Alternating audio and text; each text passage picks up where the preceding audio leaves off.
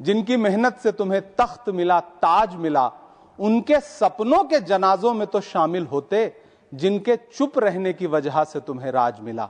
Rural development पर अपनी बात रखने के लिए खड़ा हुआ हूं। कोई खुशबू न कोई फूल न कोई रौनक, उस पे कांटों की जहालत नहीं देखी जाती। हमने खोली थी इसी बाग में अपनी आंखें, हमसे इस बाग की हालत नहीं देखी जाती।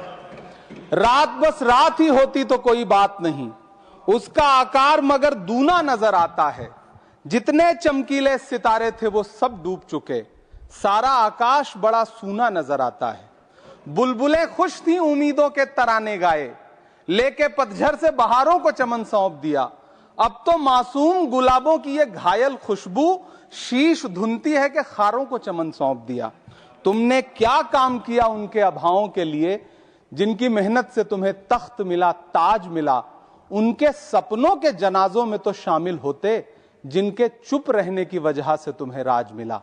उदय प्रताप जी ने बहुत शानदार ये कविता कही है कि कवि की आवाज बगावत पे उतर आई है, दल के दलदल से हमें कोई सरोकार नहीं। तुमने इस देश की तस्वीर बिगाड़ी ऐसे जैसे इस देश की मिट्टी से तुम्हें प्यार नहीं, वरना अंजाम वही होगा जो पहले भी हुआ। कुर्सी तो कुर्सी है, निगाहों से उतर जाओगे। मौत आनी है जब आएगी तुम्हारी खातिर, मौत से पहले बहुत पहले ही मर जाओगे।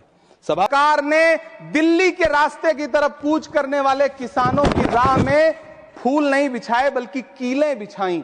750 से ज्यादा किसान शहीद हुए।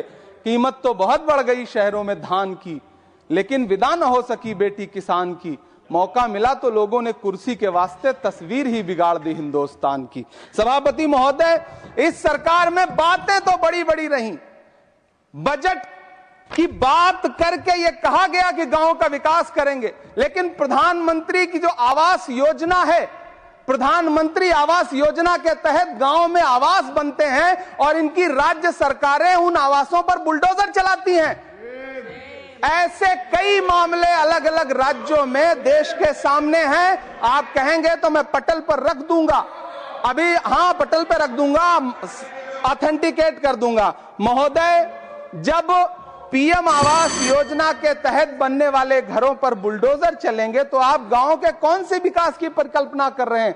आप उसको सहायता नहीं दे पा रहे हैं, बल्कि धन्ना सेठों की सरकार बना के रख दिया है आपने। लेकिन गांव में डेवलपमेंट के नाम पे इस सरकार ने मूलभूत सुविधाओं से भी गांव को वंचित रखा हुआ है, जिसकी वजह से गांव पलायन करके शहर की तरफ भाग रहे हैं और गांव के गांव खाली होते जा रहे हैं।